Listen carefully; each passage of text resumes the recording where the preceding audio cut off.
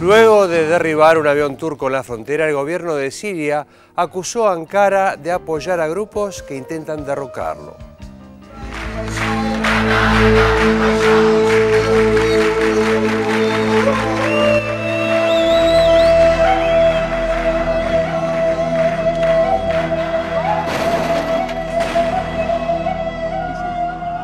La crisis siria mantiene ocupados a todos los países con ambiciones de convertirse en potencias regionales en Medio Oriente, alineándolos a favor o en contra de los grupos armados que pretenden desalojar del poder a Bashar al-Assad, representante de una dinastía que gobierna el país desde hace 4 décadas.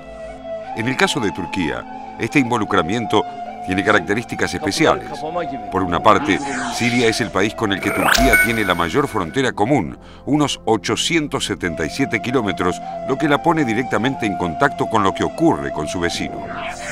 Por otro, la relación entre ambas naciones ya ha sido conflictiva en el pasado por motivos que van desde disputas territoriales hasta diferendos por el acceso al agua a raíz de represas que Turquía construyó sobre los ríos Tigris y Éufrates y que afectan a Siria. Las tensiones también se relacionan con el refugio que grupos nacionalistas kurdos, combatidos por los turcos, habían encontrado en territorio sirio. Y por parte de Damasco, con la desconfianza que le generan los lazos de Ankara con Estados Unidos y la Unión Europea en el seno de la OTAN.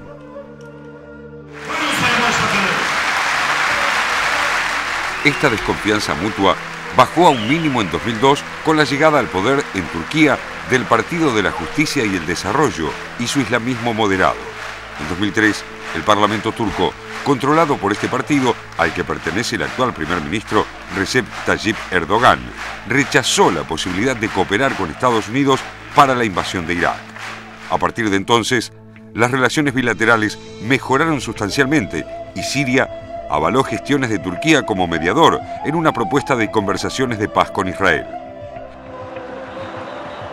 Pero con el inicio de la denominada Primavera Árabe a principios de 2011, la situación cambió radicalmente. Luego de la caída de Libia, Estados Unidos y sus aliados europeos y árabes intentaron aplicar en Siria el modelo libio, promoviendo una insurgencia incentivada desde el exterior y apoyada por bombardeos humanitarios autorizados por las Naciones Unidas. Turquía comenzó a recibir oleadas de refugiados sirios que huían de los enfrentamientos entre rebeldes armados y el ejército de Assad. Y cuando la crisis siria escaló en la segunda mitad de 2011, arreciaron las versiones de que Turquía brindaba apoyo logístico a los grupos armados decididos a derrocar a Assad, particularmente al denominado Ejército Libre Sirio, proporcionándoles refugio al otro lado de la frontera y canalizando la ayuda a los rebeldes que provenían de las monarquías absolutas del Golfo Pérsico. En este marco, se suspendieron las relaciones comerciales y los acuerdos entre los dos países y el primer ministro turco Erdogan acusó repetidas veces a Bashar al-Assad de producir un baño de sangre entre sus compatriotas. Unos 35.000 sirios se encuentran viviendo en campamentos provisionales en territorio turco, huyendo de los combates entre los rebeldes y el ejército de Assad. El 22 de junio de 2012, las defensas antiaéreas sirias derribaron un avión turco que, según Ankara, no estaba armado, cumplía una misión de reconocimiento y volaba sobre aguas internacionales, lo que incrementó al máximo la tensión entre ambos países. Esto motivó que Turquía concentrara tropas y blindados en la frontera y amenazara con solicitar a la OTAN que considerara el derribo como un acto hostil contra la propia Alianza Atlántica, habilitando así una posible acción militar contra Siria. Bize yönelik hasmane tutumlara, bize yönelik saldırılara, tehditlere karşı da var olan gücümüzle aynı zamanda tarihimizden aldığımız güç ve ilhamla en sert şekilde karşılık verir, gerekeni yapmakta asla tereddüt etmeyiz. Esa posibilidad no se ha cerrado todavía y Siria resiste el embate gracias al apoyo de Irán, China y Rusia. Las dos potencias con poder de veto en el Consejo de Seguridad de la ONU ya habían bloqueado las resoluciones que pedían mandato para intervenir militarmente en Siria y están suministrando a Damasco armamento y apoyo logístico. En el caso de Rusia, cuyas inversiones en Siria, incluyendo proyectos de infraestructura, energía y turismo, rondan los 20.000 millones de dólares y posee en el puerto sirio de Tartus su única base en el Mediterráneo, la apuesta ha sido tan fuerte como para proporcionar a Assad modernos helicópteros de combate y enviar 2 barcos de guerra y una unidad de Marines para proteger estas instalaciones. Assad intentó bajar las tensiones con su vecino, lamentando haber derribado el avión turco y asegurando que lo último que desea es entrar en guerra con Turquía, sobre todo ahora que los grupos opositores ya golpean puntos cercanos a Damasco. Pero al mismo tiempo acusó al gobierno de Erdogan de haber tomado partido en el conflicto sirio, ayudando a los rebeldes e interfiriendo en los asuntos sirios. حال که میان موضع دولت ترکیه و موضع ملت ترکیه تفاوت قائل شدیم، ناگزیر باید در سیاستمون تفاوت قائل بشیم. اینکه چگونه با دولت ترکیه تعامل کنیم و چگونه با ملت ترکیه.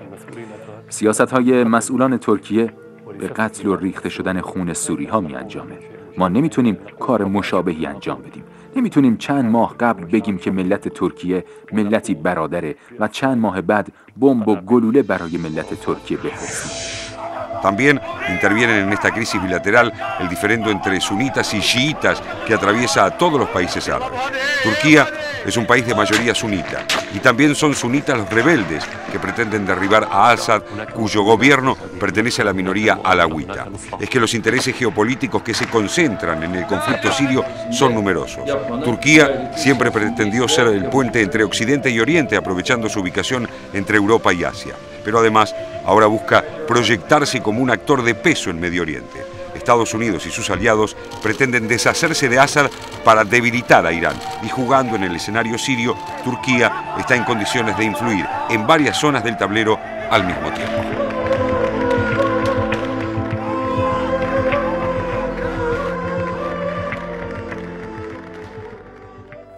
Veíamos la entrevista del presidente de Siria, Bashar al-Assad, a un medio de comunicación de Turquía, que es bastante raro, especialmente por la tensión que hay entre estos dos países. Y ahí lo fuerza el entrevistador, le dice, bueno, pero usted se arrepiente de haber derribado un avión turco. Y dice, me hubiera gustado no hacerlo, hubiera preferido no hacerlo. Pero da una explicación que desde el punto de vista técnico aparece como lógica. Él dice, por el mismo lugar donde estaba el avión turco, ya en el pasado ingresaron aviones israelíes. E Israel es el enemigo. Y hay que recordar que aviones israelíes bombardearon en el 2007 una base que se decía que era una base nuclear, un centro de investigación nuclear que tenía Siria. Por lo tanto, no sabíamos, no se identificó. Ante la posibilidad de que fuera otra vez un avión israelí, nosotros lo derribamos, por supuesto que dice lamentarlo. Dice, ¿cuál sería nuestra intención de provocar un enfrentamiento con Turquía? Ninguno. Lo que pasa es que los dos, además de compartir frontera, comparten un problema muy serio, que es la minoría de los kurdos. Los kurdos, claro, que están mayoritariamente en Turquía, pero que también hay algunos en Siria y que muchas veces encuentran refugio en territorio sirio o iraquí para luchar en contra del gobierno de Erdogan, del primer ministro turco. O sea, como que hay muchos elementos en juego que van más allá del enfrentamiento concreto que puede haber hoy entre ellos. ¿Y vos descartarías una provocación por parte de Turquía, digamos, justamente con todos sus antecedentes, también con información que dice que habrían pasado armas por esa frontera hacia los combatientes o los guerrilleros? No lo sé. La verdad es muy difícil saber si uno no está en el terreno. No, porque digo no, yo tampoco lo sé, por supuesto, pero digo, en un lugar donde hay una tensión de ese nivel, desde hace tantos meses, también me parece por parte del avión turco deberían tener como ciertas precauciones para no provocar una situación de este tipo, ¿no? Porque vos decís, ¿puede haber sido una provocación? Puede haber sido una provocación. A ver, lo sé, pero... no sería la primera vez que un país envía a un avión para testear hasta dónde puede entrar en el territorio de otro país. De hecho, hay un famoso, discúlpame, sí, hay una famosa historia, incluso una película de un avión de los Estados Unidos civil que mandaron a Corea, justamente, si no me recuerdo, era Corea, para ver hasta dónde podía entrar un avión que pudiera no ser detectado para después, frente a una eventualidad o una necesidad de mandar aviones militares. O sea, no necesariamente lo hacen como provocaciones, testear hasta dónde pueden entrar. Claro, es una variable. En una situación de gran tensión. Me hiciste acordar aquel avión norteamericano que también sobrevoló territorio chino. Claro, los chinos lo bajaron y exactamente. Cuando Estados Unidos, lo gracioso era que cuando Estados Unidos le pidió que lo devolvieran, lo desarmaron completamente y se los mandaron en pequeñas cajitas, todo desarmado. O sea, lo devolvieron, pero ya no servía para nada, además de haber sido investigado completamente. Ahora está claro que el gobierno de Bashar al-Assad tiene problemas muy serios y que parece que hay algunas zonas del territorio que ya no controla. Ahora, evidentemente, como decías Pedro, hay un conflicto histórico en varios planos entre Siria y Turquía. La pregunta que yo me hacía es que en cuánto pesa en este momento del conflicto los intereses externos, los intereses de terceros, y en qué medida hoy Siria y Turquía pueden resolver por sí mismos el tema del conflicto bilateral, o se le fue de la mano y las resoluciones o las provocaciones inclusive no están en manos de otros. Eso es lo que quería comentar, que este avión que fue abatido sucede poquitos días antes de que se reunieran en París, como sucedió ayer, los que se llaman, entre comillas, amigos de Siria para justamente... El grupo de amigos, sí. El grupo de amigos de Siria para decidir el futuro de Siria, y con una declaración durísima por parte de Hillary Clinton contra Rusia y contra China, que eran, recordemos, los países que vetaron una posible intervención de la OTAN en Siria. Ella dijo, bueno, le dijo al resto, estos países tienen que ser castigados, tienen que sentir que vetar esta posibilidad en Siria tiene que tener algún castigo, lo digo con mis palabras. Y hoy se conoció la respuesta china, también durísima, diciendo que China tiene probado su neutralidad y sus buenas maneras respecto de la política internacional, etcétera, pero también criticando duramente a la canciller. Que este avión haya caído, lo hayan abatido a poquitos días de esta cumbre, digo, también uno se pregunta si fue casual o no. Sí, ¿no? son preguntas. De hecho, en la entrevista, que es bastante extensa y muy interesante con el presidente Bashar al-Assad, le preguntan si él está dispuesto a dar un paso al costado. Y esto está en sintonía con lo que vos decías, porque este grupo de amigos del pueblo sirio, así dicen, el grupo de amigos del pueblo sirio, no del gobierno. Claro, dicen que la condición para resolver la situación es que Assad se vaya.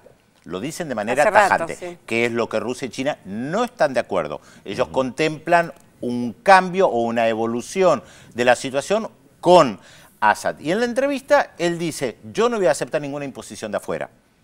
Yo, en todo caso, respeto lo que quiere el pueblo. Hubo elecciones en Siria que, la verdad, fuera de Siria muy pocos toman en serio, e incluso la oposición a Bashar al-Assad tampoco toma demasiado en serio. Lo que pasa es que la oposición interna también exige que Assad se vaya. Entonces hay como una combinación de factores. Y lo de Turquía tiene, me parece, también problemas respecto de la OTAN, porque Turquía es un país que quiere ingresar en la Unión Europea, está en la OTAN, no lo dejan ingresar a la Unión Europea, tiene un conflicto con Chipre, no resuelto. Chipre hoy está al frente tiene la presidencia, la rotativa de la Unión Europea, pero Chipre no está en la OTAN. Creo que hay como muchas cuestiones en juego ahí que van más allá de lo específico Turquía-Siria. Está el tema del agua que se menciona en el informe, que es fundamental para Siria y para Irak. Entonces, y esto tiene que ver con la economía también. ¿Querrá Turquía todavía seguir incluyéndose en la Unión Europea con todas las crisis que hay en la Unión Europea? Y su vecino Chipre, sobre todo, ¿no? Claro. Sí, yo creo que sí. Probablemente sí, por ahora por lo menos la manifestación es que sí. Lo que pasa que es lo que decía Pedro, en medio de esto aparece que en qué medida Turquía es funcional a estos intereses europeos. Por un lado, presentarse como el puente entre Europa y Asia, el tema también, bueno, el tema Irán obviamente muy presente detrás de todo esto. Sí.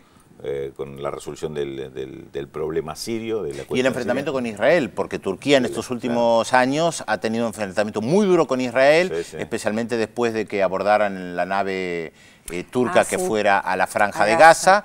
pero a su vez tiene un problema con Chipre porque Chipre, el gobierno comunista, porque hay un primer ministro que viene del Partido Comunista, en Chipre tiene ahora excelentes relaciones militares con Israel y todavía hay un problema no resuelto respecto de Chipre. Algún día deberíamos hacer un informe sobre esa pequeña isla dividida todavía en dos.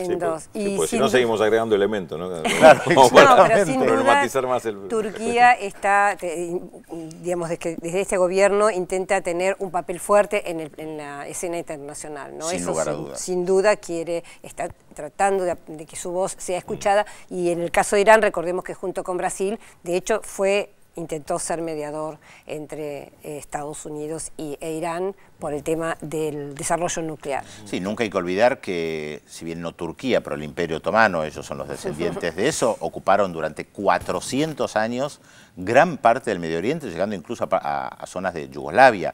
Y eso, también, claro, sí, tiene un peso específico que a veces uno no presta atención, pero son 400 años que se nota en la cultura, se nota en la comida, se nota en la visión estratégica que tienen los turcos. No hasta hace mucho tiempo, quien fuera un anterior presidente de Turquía decía que había que revivir el Imperio Otomano y llegar hasta China.